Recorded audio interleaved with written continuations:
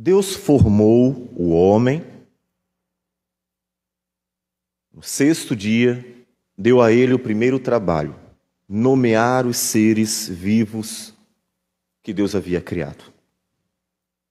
Mas não era bom que ele estivesse só. Deus fez a mulher, deu ao homem, e ali constituiu uma família.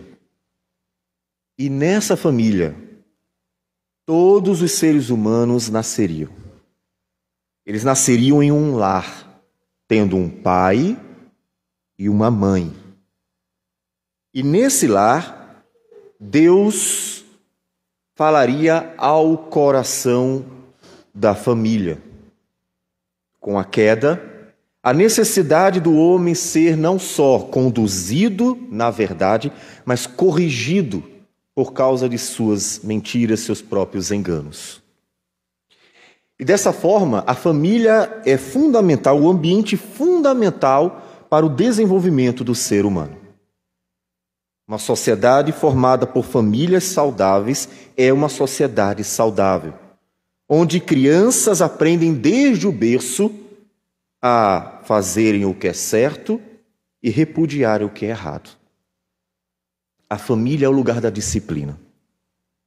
Eu aproveito para perguntar a você que é pai, você que é mãe, você tem disciplinado o seu filho? A disciplina é uma necessidade de todo ser humano, desde a mais tenra criança. E tenho 3 que me serviram de experiência ao longo desses anos. A família é o núcleo da sociedade, mas também da igreja. E a igreja, chamada por Deus de família de Deus, uma grande família, passa a ser também um ambiente onde os cristãos, filhos de Deus, são educados. Ela é chamada de a família de Deus. E é nesse ambiente da graça divina que Deus vai corrigindo e manifestando seu amor disciplinar no decurso de nossa vida cristã.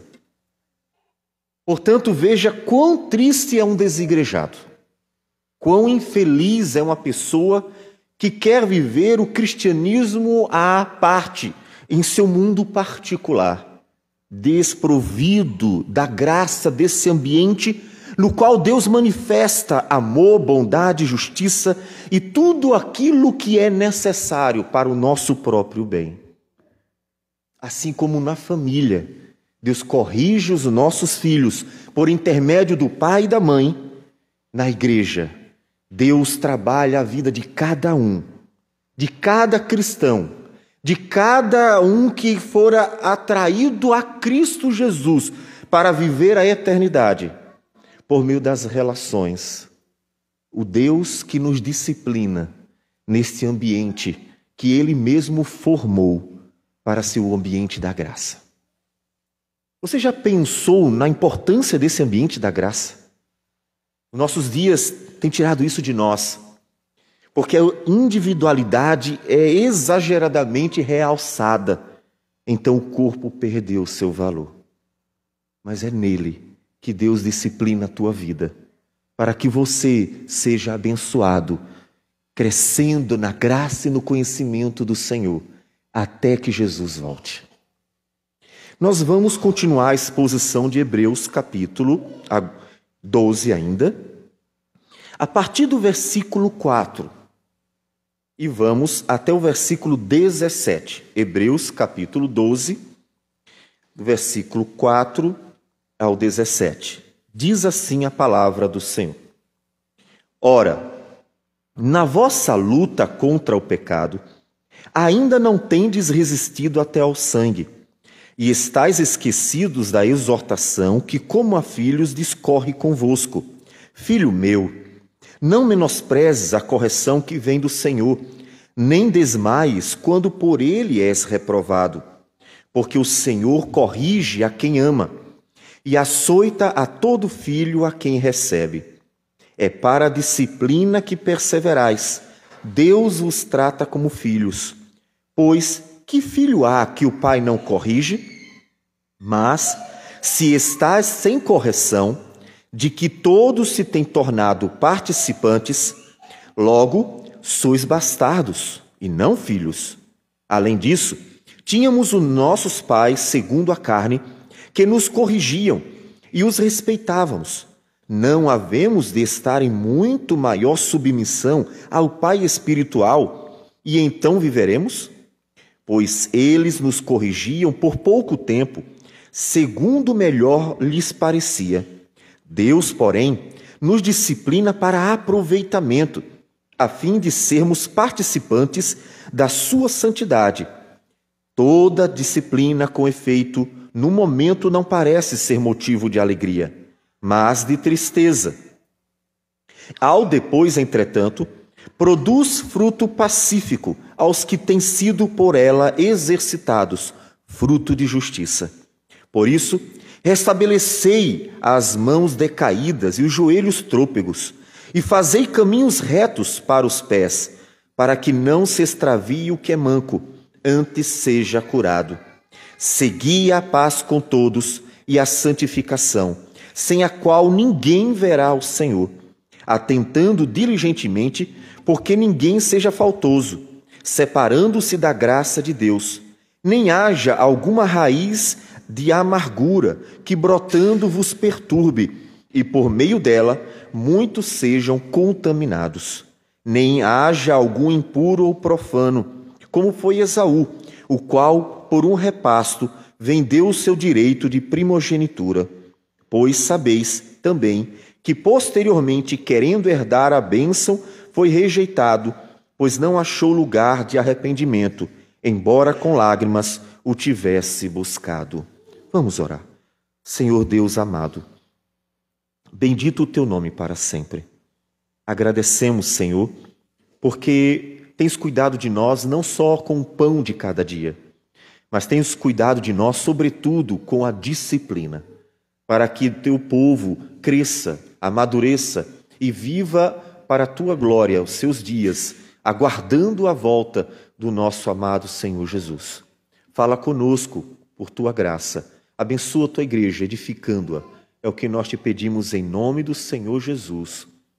Amém, Senhor. Amém. Vimos nos versículos anteriores que o autor aos Hebreus, ele desembocou todos seus argumentos acerca da superioridade da fé cristã numa nuvem de testemunhas, e que inclusive a principal delas é o próprio Senhor Jesus, que com a sua vida e pela morte mostrou que aquilo que fora prometido para a eternidade era muito melhor do que aquilo que vivenciamos aqui. O Senhor Jesus foi até o sangue.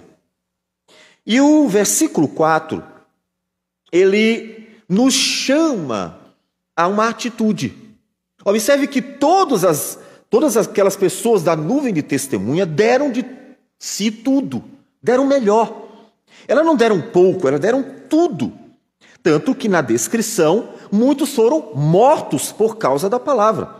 E inclusive o Senhor Jesus, quando ele diz, considerai, no versículo 3, pois atentamente aquele que suportou tamanha oposição dos pecadores contra si mesmo, para que não vos fatigueis desmaiando em vossa alma.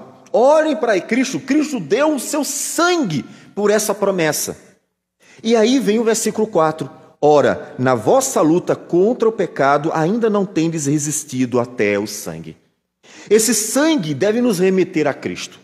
Se você der uma pesquisada em Hebreus, o termo sangue está sempre relacionado a sacrifício. Sempre.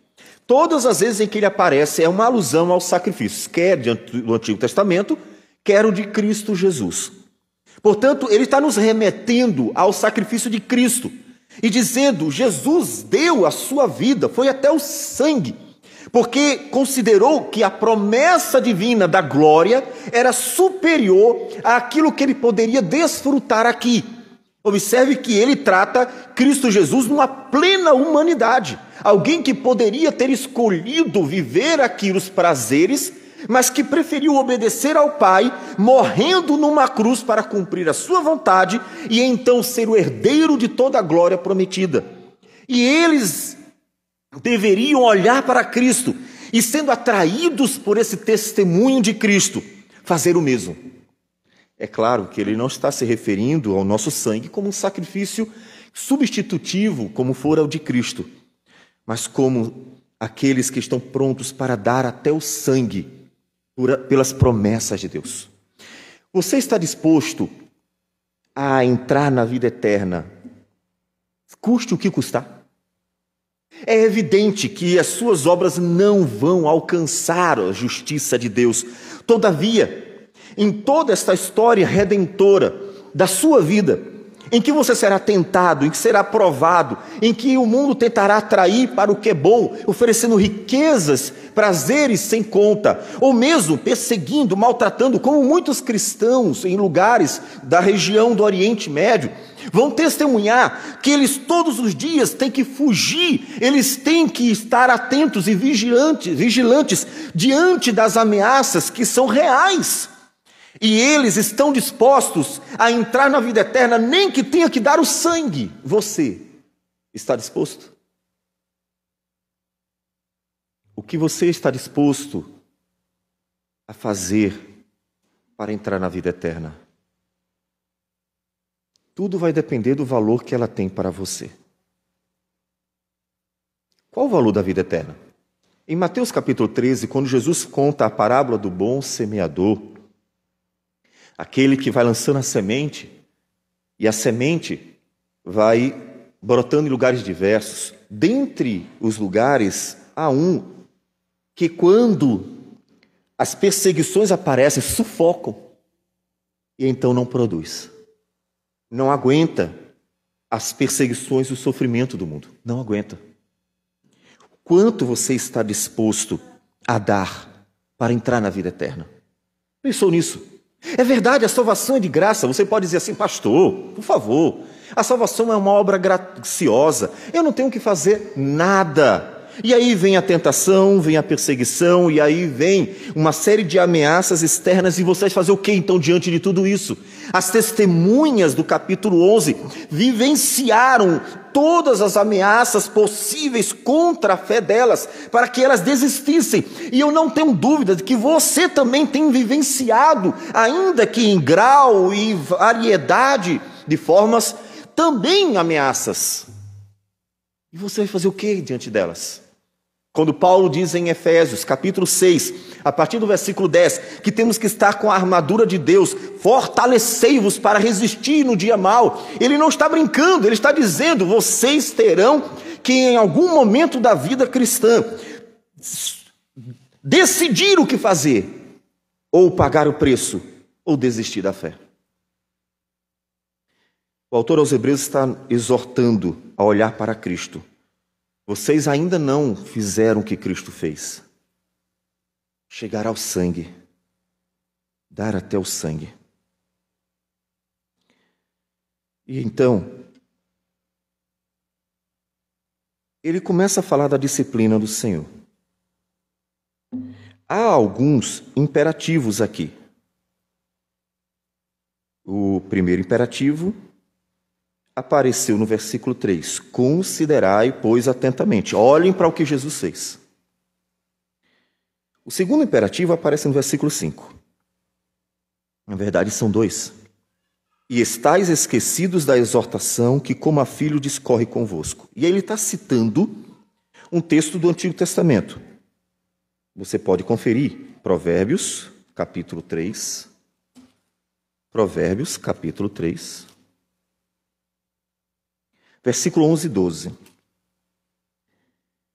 Filho meu, não rejeites a disciplina do Senhor, nem te enfades da sua repreensão, porque o Senhor repreende a quem ama, assim como o pai ao filho a quem quer bem.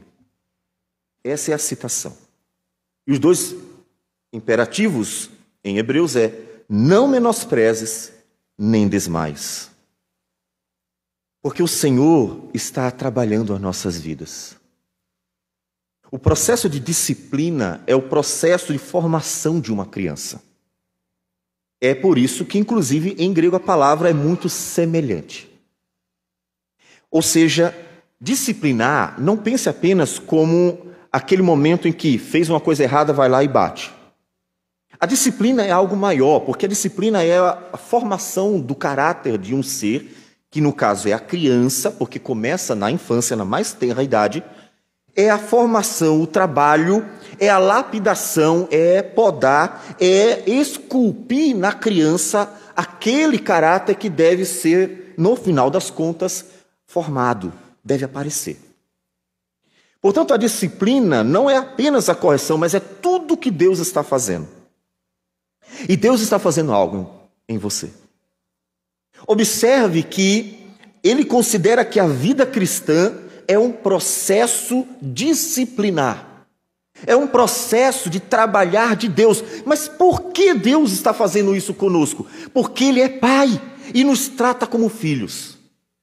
Os pais daqui, os pais presentes. Você não faz isso todos os dias? Você não corrige seus filhos todos os dias, você não educa seus filhos todos os dias, você não ensina o que é certo, você não mostra para eles o caminho em que devem andar, você não tem feito isso. Se você não tem feito isso com seu filho, você está incorrendo no pecado de Efésios capítulo 6. Quando, no versículo 3, o apóstolo Paulo diz: não provoque a ira de seus filhos, disciplinem, corrijam, não façam eles se revoltarem contra vocês pela negligência, porque o dever de vocês é conduzi-los à maturidade, fazendo do menino um homem, da menina uma mulher, para que quando vierem a ser grandes, venham a ser homens e mulheres maduros. Você já se perguntou por que a sociedade está cheia de gente tão egoísta? Por que tem gente que acha que é dono do mundo? Tem gente que é demasiadamente orgulhosa. Tem gente que acha que tudo tem que ser do seu jeito. Tem gente que não aceita um não. Tem gente que não tem nenhum tipo de prazer em servir. Tem gente que só faz o que quer. Você nunca parou para pensar? Aí você diz assim, é porque são pecadores. Calma aí, é verdade que são pecadores e essa é, com certeza, a fundamentação mais básica. Todavia, se tivessem sido educados quando crianças, não estariam aflorando esses pecados tão facilmente. Porque ainda que sejamos todos pecadores, observe, há uns que não fazem isso, porque foram educados desde a sua tenra idade para serem homens ou mulheres que realmente venham a viver uma vida agradável. Quando um pai faz tudo o que uma criança quer, menininho, menininho, menininho, e aí faz tudo o que ele quer, ou o que ela quer. Princesinha, princesinha, princesinha. Quando não há freio, quando nunca é podado, quando não há limite, quando eles podem tudo, quando eles batem o pé e conseguem o que querem, quando eles são conduzidos pelo próprio coração, eles crescem e se tornam eternas crianças, imaturos para sempre, porque ninguém mostrou para eles o caminho que deveriam andar. E Deus não quer isso para você. Deus não é um mau pai. Já pensou isso? Deus não é um mau pai. Ele nunca vai entregar-nos ao nosso coração para dizer assim: olha, menino, faz a tua vontade. Deus não substitui seus filhos por outras coisas. Talvez você faça isso: eu tenho que trabalhar, não tenho tempo para educar meus filhos. Talvez você substitua a sua responsabilidade dando os filhos à escola. Isso tenha sido a coisa mais comum de nossos dias. Muitos pais dão muita ênfase ao trabalho, entregam seus filhos a uma escola de tempo integral e não fazem nem a menor ideia do que estão aprendendo lá dentro. Só vão perceber o erro que cometeram quando receberem de volta uma encomenda que será um presente de grego. Um jovem completamente mal educado. Um jovem que sabe matemática, português, história e geografia, química, que será um médico, um advogado, um juiz, um engenheiro, seja lá mais o que for, sem caráter. Porque aprendeu na escola que o que importa é ter. E esse é o valor que a sociedade dá ao ser humano. Quanto mais ele tem, mais ele vale. Já deve ter se sentido assim. As pessoas olham para o que nós temos, não para o que nós somos. Deus não é um pai irresponsável. Deus não abandona seus filhos e vai fazer os seus negócios, cuidar dos seus negócios particulares. Então aprenda com Deus. O que Deus faz conosco já é para você uma exortação. Pai, seu filho precisa de muito mais do que a roupa do corpo, do que a comida na mesa, do que a casa para morar e o carro para passear. Seu filho precisa de educação. E o autor aos Hebreus está dizendo: Deus vos trata como filhos, é por isso que ele educa. E a educação do Senhor é firme. Porque caso contrário, ele diz assim, mas, versículo 8, se estáis sem correção do que todos se têm tornado participantes, logo sois bastardos e não filhos. Deus não está corrigindo vocês, não está educando, não está disciplinando. Deus não está conduzindo vocês pelo caminho, não está podando suas arestas, não está confrontando o seu orgulho, não está mostrando sua miséria, não está expondo para você mesmo os seus pecados e não está corrigindo você, não. Você faz tudo o que quer e ninguém diz nada ao contrário. Quero te dar uma péssima notícia.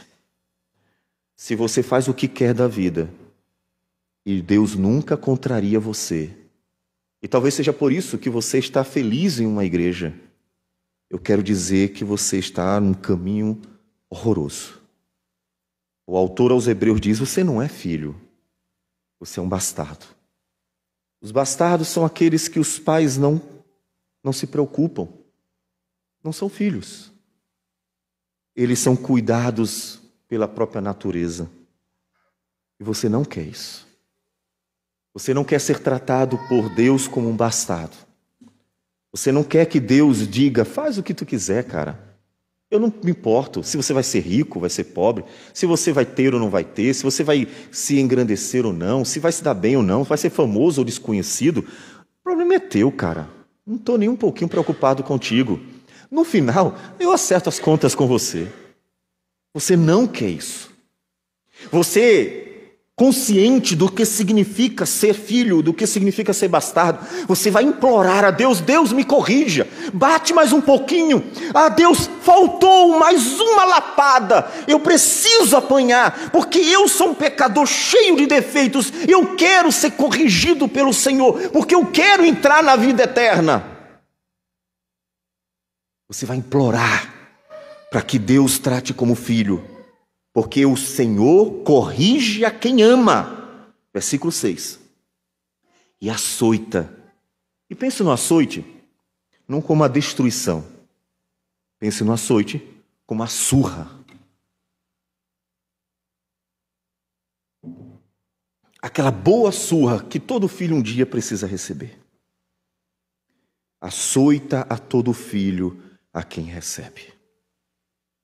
Ele disciplina. Ele castiga para o nosso bem. Para o nosso bem. No versículo 7, então, ele adverte: olha, já que é assim, eu vou retraduzir, porque existe uma possibilidade, parece mais interessante desse início do versículo. Suportai a disciplina. Um imperativo. Em vez de um presente, apenas um presente, um imperativo, uma ordem, suporte. Afinal das contas, o autor está nos chamando a não desistir diante do processo de correção divina, de disciplina, de educação, que é marcado por lutas, angústias, sofrimentos, sim, que serão um ambiente que vai nos lapidando, quebrantando o orgulho humano, nos fazendo humildes, como Deus fez com Paulo. E Paulo diz isso em 2 Coríntios,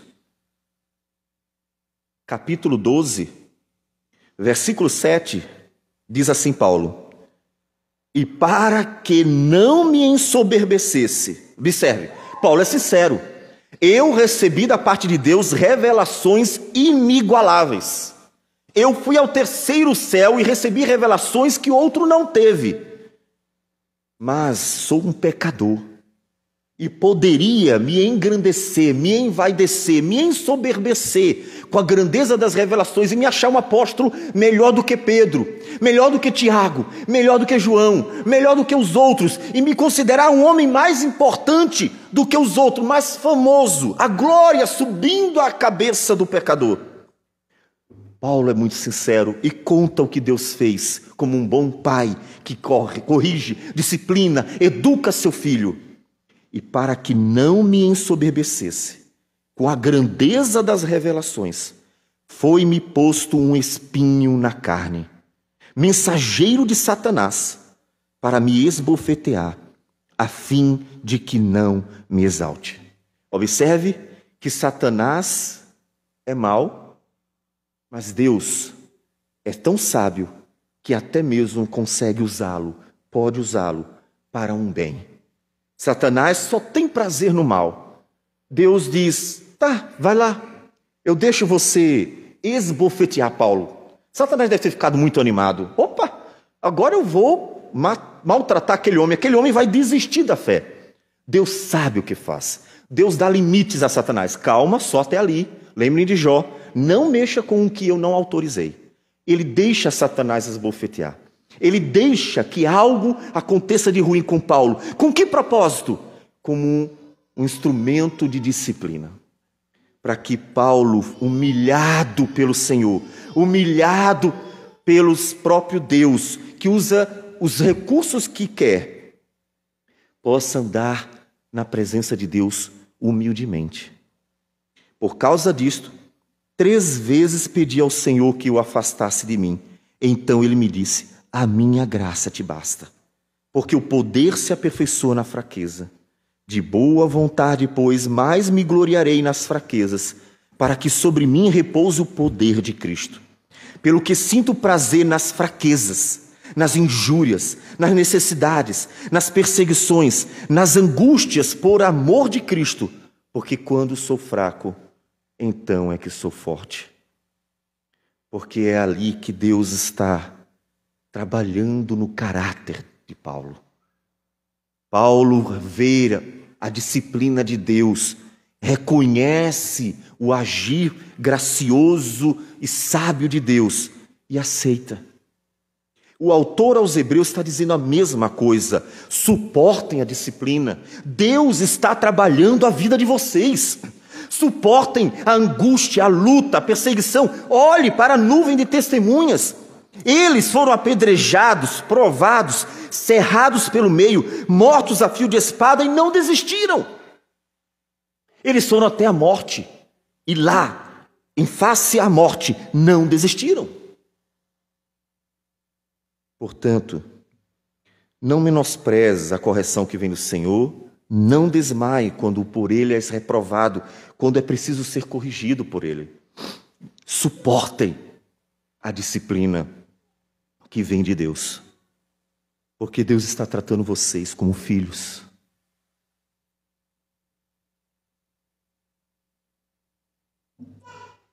Deus está tratando você como filho. A disciplina de Deus é sempre uma disciplina perfeita, na medida certa. É a disciplina que precisamos, nunca mais, nunca menos. Às vezes você bate demais no seu filho, às vezes você bate de menos no seu filho, mas Deus nunca erra. Ele sempre dá a cada um que precisa. É por isso que você às vezes pode vir para cá esperando ouvir algo e Deus lhe dar a medida certa do que você precisa. Às vezes você sonha ou até ora por algo e Deus lhe dá exatamente a medida certa do que você precisa. Às vezes você quer um momento de fartura, um momento gostoso, e Deus conduz a sua vida pelo vale da sombra da morte, porque Deus é um Pai perfeito, e na sua sabedoria excelente, conduz a sua vida pelo caminho em que deve andar, para que você seja forjado como um homem e como uma mulher, que inclusive a sociedade agradecerá. Ah, se os pais de nossa geração anterior tivessem educado bem seus filhos, hoje não teríamos uma sociedade tão confusa, tão perdida, tão egoísta, tão rebelde. Não é? Teríamos pessoas humildes, pessoas que têm prazer em servir, pessoas que não acham-se donas do mundo, pessoas que respeitam, pessoas que andam num bom caminho da honestidade, da integridade. Mas Deus não erra. Você tem amado a disciplina do Senhor? É verdade que a disciplina não agrada. E veja que o autor reconhece. Versículo 11. Toda disciplina, com efeito, no momento não parece ser motivo de alegria, mas de tristeza. Quem é que gosta de ser corrigido, educado por um caminho duro, difícil? Quem é que gosta de passar por aqueles momentos de castigo? Ninguém. Mas o quanto você confia em Deus? Nós falamos de confiança em Deus, falamos de fé, dizemos que Deus é maravilhoso, principalmente quando Ele dá coisas boas para a gente, não é verdade? Quando Deus faz algo maravilhoso na tua vida, uma cura, uma provisão em relação a sustento, finanças, trabalho, você dá o testemunho para todo mundo e diz que Deus é o Deus de milagre. E você mostra que confia no Senhor, porque Deus faz maravilhas. Mas aqui Ele está nos chamando a uma confiança no Deus que também corrige e disciplina. A pergunta é quanto você confia nele, o quanto você confia tanto na sabedoria dele para fazer aquilo que realmente deve ser feito, como também na bondade dele, que dá a nós uma correção para o nosso próprio bem. O quanto você confia? O quanto você confia naquilo que ele continua no versículo 11 dizendo: ao depois, entretanto, produz fruto pacífico aos que têm sido por ela exercitados, fruto de justiça. Pastor, minha vida não está fácil, está difícil, estou passando por um vale. O que nós devemos fazer num momento desse? Irmão, calma. Minha irmã, calma. Você confia que Deus está no controle de tudo? Sim. Então, você acredita que Deus estará trabalhando na sua vida? Sim. Então, descanse. E continue orando ao Senhor. Orando, Senhor, me dê forças para lidar com um momento difícil. Porque, assim como Paulo, o Senhor dá espinhos para a nossa carne. E assim Deus vai trabalhando em nossas vidas. Não tenha dúvida que posso dizer que pastor provavelmente é o que mais é trabalhado, com todas as lutas que tem que suportar no decurso da sua jornada. Todas as oposições, as dificuldades, todas as lutas, até porque parece que o mundo se encontra em suas costas. Você não é o único que passa por isso. Você não é o único que passa pelo processo de educação de Deus. Você não é o único que passa por um processo disciplinar, corretivo, momentos da sua vida em que Deus está lapidando. Ainda que esses momentos também passem e Deus traga alento para a nossa alma. Então, suportem, calma. Você não está tratando com um Deus que Ele faz maldade para você. Você não está tratando com Deus iracundo. Você não está tratando com Deus raivoso. Você não está sendo tratado por um Deus que simplesmente tem prazer em fazer mal às suas criaturas. Não, em hipótese alguma. Deus é somente bom, 100% bom. Portanto, sua correção e sua disciplina, por mais dura que seja, é a medida certa da sua sabedoria e a necessidade exata do nosso ser, sendo corrigidos por Deus, que sabe que o final desse processo produzirá fruto de justiça. Forjará o menino na fé em um homem de Deus, a menina na fé em uma mulher de Deus. Então confie. Confiando no Senhor, você passará por todo o processo de educação que vem de Deus, com um coração muito mais sereno. Você verá o Deus trabalhando na sua vida com serenidade. Caso contrário, você será aquela criança que está sempre esperneando e chorando e reclamando, porque não quer a correção dos pais, não quer a disciplina, não quer a educação. Ela bate o pé e diz: eu quero o que eu quero, eu quero o que eu quero. Mas se você fizer isso, ou você vai receber o que quer até o dia do juízo, ou você vai ter que apanhar muito até aprender que Deus é um bom pai E o que ele nos ensina é realmente uma educação perfeita. Que Deus sabe o que faz. Se você, pai e mãe, acha que sabe o que é melhor para o seu filho, porque aprendeu algo, inclusive com o próprio Deus, imagine o Senhor da glória, se não saberá exatamente o que você precisa para corrigir sua vida e conduzir você pelo verdadeiro, real caminho da justiça. Mas onde ele faz isso? Versículo 12 e versículo 13. Por isso, vem mais dois imperativos agora. Restabelecei as mãos decaídas e os joelhos trôpegos, e fazei caminhos retos para os pés, para que não se extravie o que é manco, antes seja curado. Deus ordena, na verdade, que nós nos firmemos. Firme-se. O ambiente no qual Deus trabalha as nossas vidas é o ambiente da graça. Para que nesse ambiente todos sejam trabalhados por Deus. Um ambiente que deve proporcionar o agir de Deus na vida de cada um. A gente foge muito das relações humanas, porque elas são complicadas, e são muito complicadas. Mas é exatamente dentro deste ambiente da graça, que é a igreja de Jesus, que Deus está trabalhando as nossas vidas, mostrando pelo outro tantas vezes quem nós somos, como se carregássemos espelhos direcionados ao outro. E Deus vai trabalhando as nossas vidas. Portanto, firmeza. Portanto, levantem-se. Portanto, andem no Senhor e proporcionem àquele que precisa ser curado um ambiente propício para isso.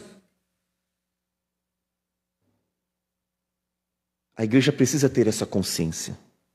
Deus está nos conduzindo à eternidade. O ambiente onde Ele está trabalhando as nossas vidas é esse aqui. É esse ambiente heterogêneo, é esse ambiente cheio de pessoas com defeitos, é esse ambiente onde as pessoas precisam ser trabalhadas, é esse ambiente onde as pessoas vão se bater cabeça, é esse ambiente no qual Deus está trabalhando a nossa vida. Versículo 14. Segui a paz com todos e a santificação, sem a qual ninguém verá o Senhor. Observe que há um relacionamento. As palavras começam a indicar que não é uma relação Deus, Pai e um filho. É uma relação Deus, Pai e seus filhos. Um ambiente. É algo maior. Ele não está falando para uma pessoa, está falando para uma igreja.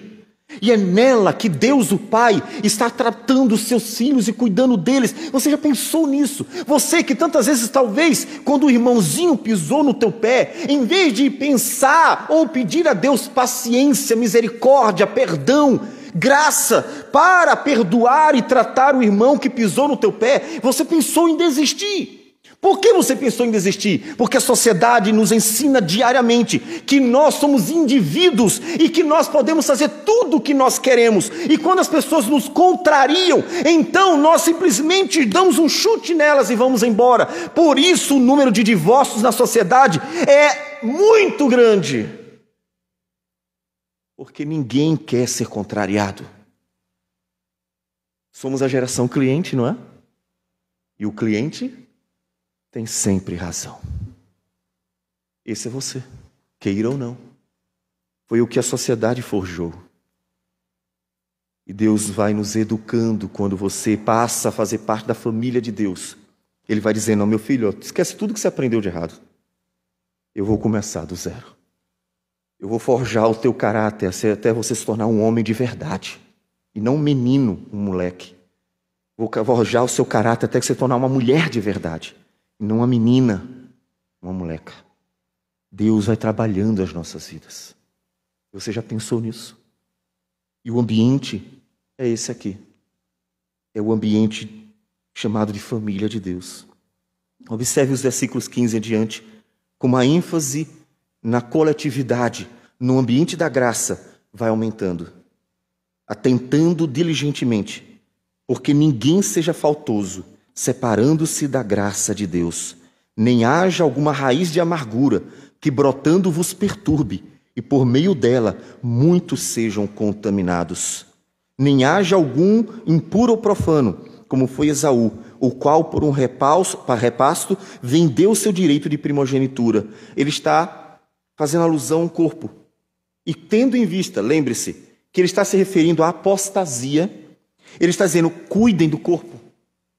Não deixe que ninguém desista, que ninguém abandone, que ninguém se encante com uma promessa qualquer que estavam fazendo. Os judeus que não se converteram estavam tentando tirar os judeus que se converteram da fé cristã. E conseguiram, muitos apostataram, voltando ao judaísmo, portanto negando completamente a fé em Cristo. E então, esses judeus cristãos estavam lutando. A vida cristã não estava fácil, estava difícil. Mas Deus estava presente para trabalhar a vida deles com tudo aquilo que estava acontecendo. Por isso, não despreze o que Deus faz. Não despreze. Deus sabe o que faz. O que você deve fazer? Ficar firme, suportar, caminhar seguro, não desistir e ajudar a igreja a fazer o mesmo.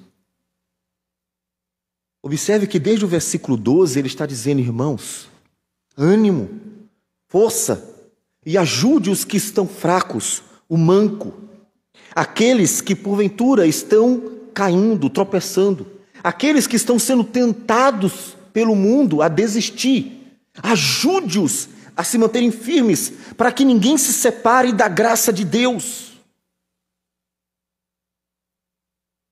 A igreja deve ser o ambiente familiar no qual Deus opera, em que cada pessoa é um instrumento para isso. E a consciência aumenta, potencializa isso.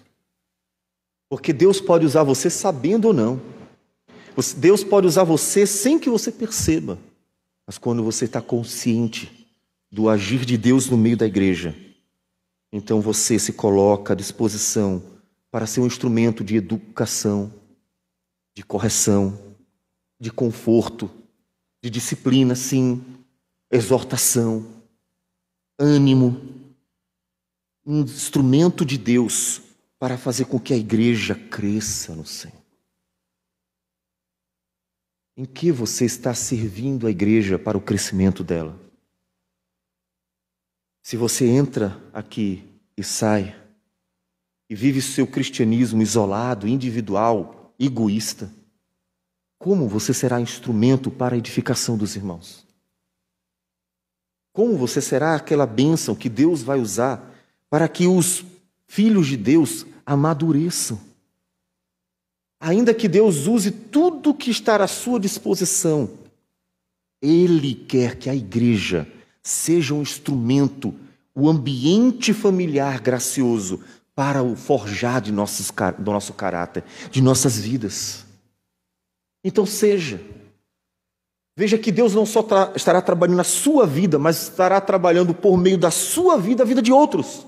Então precisamos resgatar algo que vimos na vigília ontem, que falamos ontem, necessário demais, resgatar o significado de igreja como família, o ambiente da graça, onde Deus opera as suas maravilhas, e não como um culto apenas, porque por mais sublime que seja o culto ao Senhor, ele não significa, ele não resume, ele não dá sentido à palavra igreja.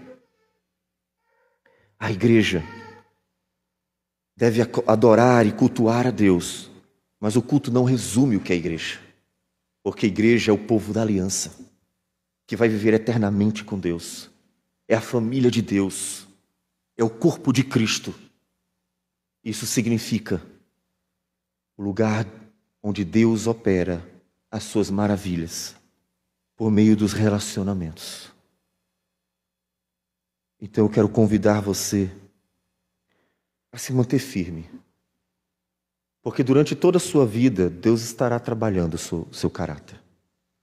Deus estará forjando sua vida no dia a dia.